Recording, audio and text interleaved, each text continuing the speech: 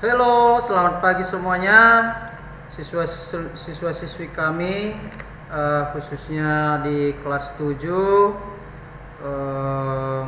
Semoga kita semua dalam keadaan sehat dan juga tetap semangat untuk mengikuti pembelajaran yang akan kita laksanakan ya. Jadi pada pertemuan kita kali ini kita akan membahas tentang daripada bahaya letusan gunung berapi ya. Iya, jadi di sini akan kita bahas tentang cara-cara bagaimana untuk menanggulangi daripada bahaya daripada letusan gunung berapi ya. Oke, baik, silakan diperhatikan dan didengarkan. Ya, letusan gunung berapi sangat berbahaya dalam bahkan mengancam daripada kehidupan manusia. Jadi bahaya letusan gunung berapi ini terdiri atas dua, yaitu ada yang bahaya secara langsung dan ada juga yang bahaya secara tidak langsung ya. Iya, yang bagaimana itu yang bahaya secara langsung? Baik, di sini akan saya sampaikan lewat video ini. Iya. Bahaya langsung akibat daripada letusan gunung berapi. Bahaya yang secara langsung itu salah satunya adalah leleran lava. Ya, leleran lava ini merupakan cairan lava yang pekat dan panas. Itu ya yang dapat merusak daripada segala sesuatu yang dilaluinya. Bahkan kecepatan daripada aliran lava ini pun tergantung daripada kekentalan daripada magmanya ya. Artinya semakin rendah kekentalannya, semakin jauh jangkauan alirannya ya. Itu yang pertama. Kemudian yang kedua yaitu aliran piroklastik ataupun yang disebut dengan awan panas. Awan panas ini dapat terjadi akibat runtuhan tiang asap-asap daripada erupsi ya. Letusan gunung ini secara langsung ke satu arah, artinya guguran-guguran kubah ataupun lidah lava dan aliran pada permukaan tanah. Jadi aliran awan panas ini cenderung mengalir melalui daerah yang rendah ataupun yang lembah ya. Jadi mungkin bagi yang berdomisili di daerah Brastagi ya sudah memahami bagaimana yang disebut dengan awan panas ini ya. Iya, kemudian yang ketiga yaitu dengan jatuhannya awan panas ataupun piroklastik ya. Jadi jatuhan piroklastik ini terjadi dari letusan yang membentuk tiang asap yang cukup tinggi ya. Jadi pada saat gunung ini sedang erupsi ya, maka di situ akan nampak dan membentuk tiang asap yang cukup tinggi. Pada saat energinya habis ya, pada saat energinya habis, abu-abu yang keluar daripada pusat daripada kubah itu ya, itu akan menyebar sesuai dengan arah angin yang terjadi pada tempat itu. Kemudian abu-abu yang menyebar ini akan jatuh ke permukaan bumi. Itulah hujan abu inilah yang merupakan bahaya langsung bagi manusia ya. Iya, kemudian yang selanjutnya adalah lahar letusan. Lahar letusan ini terjadi pada gunung berapi yang mempunyai danau kawah ya. Jadi apabila volume air dalam kawah itu cukup besar, akan menjadi ancaman langsung saat terjadi letusan dengan menumpahkan lumpur panas ya. Iya. Kemudian bahaya yang secara langsung yang terakhir yaitu gas vulkanik beracun. Gas vulkanik beracun ini umumnya muncul pada gunung berapi yang aktif seperti karbon monoksida atau CO, kemudian karbon dioksida ataupun CO2, kemudian hidrogen cyanida atau HCN ya, kemudian hidrogen sulfida yaitu H2S dan lain sebagainya, termasuk itu balerang dioksida yaitu SO2. Ya, pada konsentrasi di atas ambang batas maka gas beracun dapat mengakibatkan kematian. Contohnya adalah keluarnya gas CO2 dari kawah Sinila ataupun Gunung Dieng yang menewaskan ratusan penduduk pada tahun 1979 ya. Jadi itulah tadi ada 5 ya, ada 5 bahaya yang secara langsung yang diakibatkan oleh gunung berapi, letusan gunung berapi ya. Kemudian yang kedua, bahaya secara tidak langsung. Jadi bahaya yang secara tidak langsung yang diakibatkan oleh letusan gunung berapi itu, yang pertama adalah lahar hujan.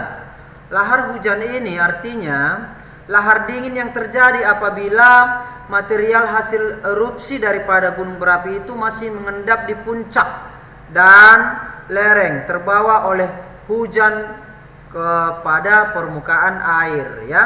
Kemudian yang kedua yaitu banjir bandang. Banjir bandang ini terjadi akibat longsoran material vulkanik pada lereng gunung berapi.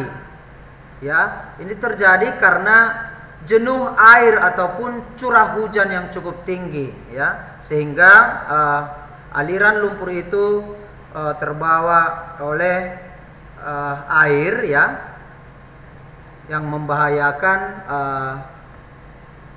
bagi penduduk ya. Iya, kemudian yang ketiga yaitu longsoran vulkanik.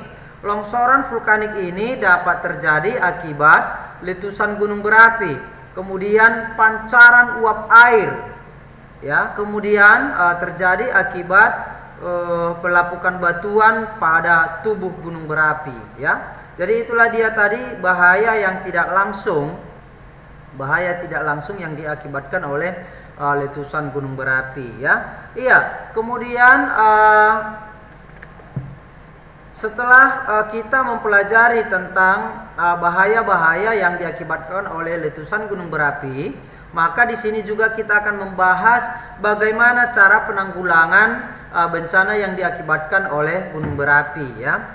Iya. Jadi penanggulangan bencana gunung berapi itu dapat dibagi menjadi 3 bagian ya. Yang pertama itu yaitu persiapan sebelum terjadi letusan, kemudian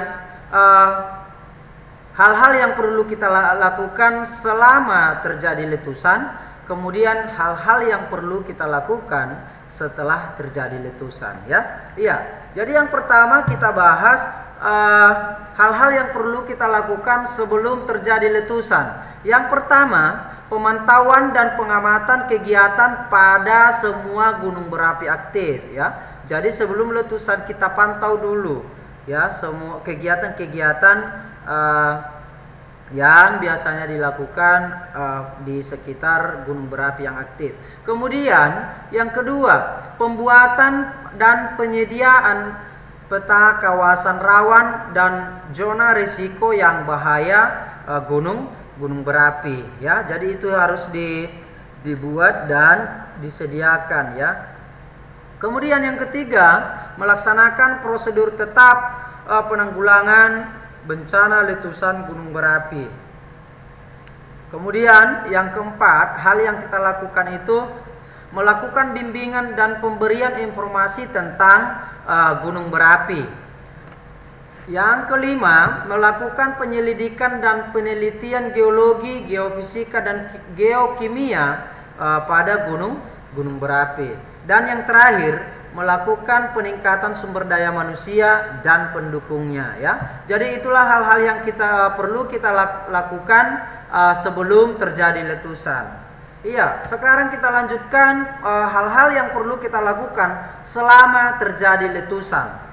Ya, ada banyak hal-hal yang perlu kita lakukan selama letusan gunung berapi terjadi. Yang pertama yaitu mengikuti perintah pengungsian yang dikeluarkan oleh pihak berwajib.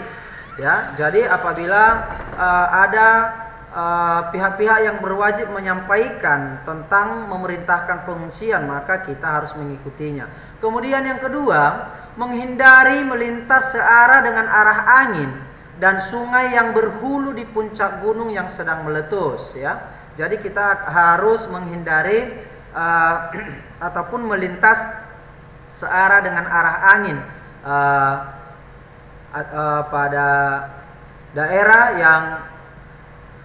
gunung yang sedang meletus, ya. Kemudian yang ketiga, apabila kita terjebak di dalam ruangan ataupun di rumah, maka kita perlu melakukan hal-hal sebagai berikut. Yang pertama, tutup seluruh jendela, pintu-pintu masuk dan lubang ataupun ventilasi daripada rumah, ya. Itu yang pertama. Kemudian yang kedua, letakkan seluruh mesin ataupun kendaraan ke dalam garasi ataupun tempat-tempat yang tertutup, ya. Kemudian yang ketiga yang perlu kita lakukan apabila kita terjebak di dalam ruangan, bawa hewan peliharaan ke dalam ruangan yang terlindung, ya. Itulah dia apabila kita sedang di dalam ruangan. Kemudian yang berikutnya, apabila kita berada di ruangan terbuka, ada beberapa hal yang harus kita lakukan. Yang pertama, cari ruangan untuk berlindung, ya, cari ruangan untuk berlindung. Kemudian yang kedua, apabila terjadi hujan batu, lindungi kepala dengan posisi melingkar seperti bola, ya. Jadi kepala harus dilindungi. Kemudian cari tempat yang lebih tinggi, ya. Kita harus mencari tempat yang lebih tinggi supaya lebih aman. Kemudian lindungi diri dari hujan. Kemudian kenakan pakaian berlengan panjang dan celana panjang supaya abu-abu yang dikeluarkan oleh gunung berapi ataupun yang dibawa oleh angin itu tidak langsung kena kepada kulit kita, ya. Kemudian gunakan kacamata untuk melindungi mata. Kemudian gunakan masker debu kain, gunakan masker debu, baik itu yang berbentuk kain ataupun sapu tangan untuk melindungi pernapasan, ya. Itulah dia hal-hal yang perlu kita lakukan pada saat terjadi letusan apabila kita sedang berada di ruangan terbuka, ya. Kemudian apalagi yang perlu kita lakukan selama terjadi letusan, ya, yaitu menghindari daerah bahaya yang telah ditetapkan oleh pemerintah atau lembaga yang berwenang, ya. Kemudian menghindari lembah-lembah sungai dan daerah yang rendah, ya. Jadi itulah hal-hal yang perlu kita lakukan selama terjadi letusan, ya. Iya. Kemudian setelah terjadi letusan, jadi setelah terjadi letusan ada beberapa hal yang harus kita lakukan. Yang pertama, mengumpulkan data yang cukup, yaitu untuk mencakup sebaran volume daripada hasil letusan, ya. Kemudian yang kedua, mengidentifikasi daerah yang terancam bahaya. Kemudian yang berikutnya, memberikan saran dan penanggulangan tentang bahaya daripada letusan gunung berapi. Baru berikutnya memberikan penataan kawasan, ya, baik itu penataan kawasan jangka pendek dan jangka panjang. Kemudian hal yang perlu kita lakukan berikutnya itu memperbaiki fasilitas pemantauan yang rusak, ya. Jadi apabila ada fasilitas yang rusak pada saat terjadi letusan, maka setelah terjadi letusan maka kita akan memperbaiki fasilitas tersebut. Kemudian yang terakhir yaitu menurunkan status kegiatan gunung berapi jika keadaan sudah lebih baik, ya. Oke, cukup sekian dulu mungkin yang bisa saya sampaikan pada pertemuan kita kali ini. Jadi tugas kamu adalah silakan dicatat ulang kembali apa yang sudah saya sampaikan, materi yang sudah saya sampaikan di dalam video ini, ya. Oke, cukup sekian dulu yang bisa saya berikan dan saya sampaikan pada pertemuan kita kali ini. Sekian dan terima kasih.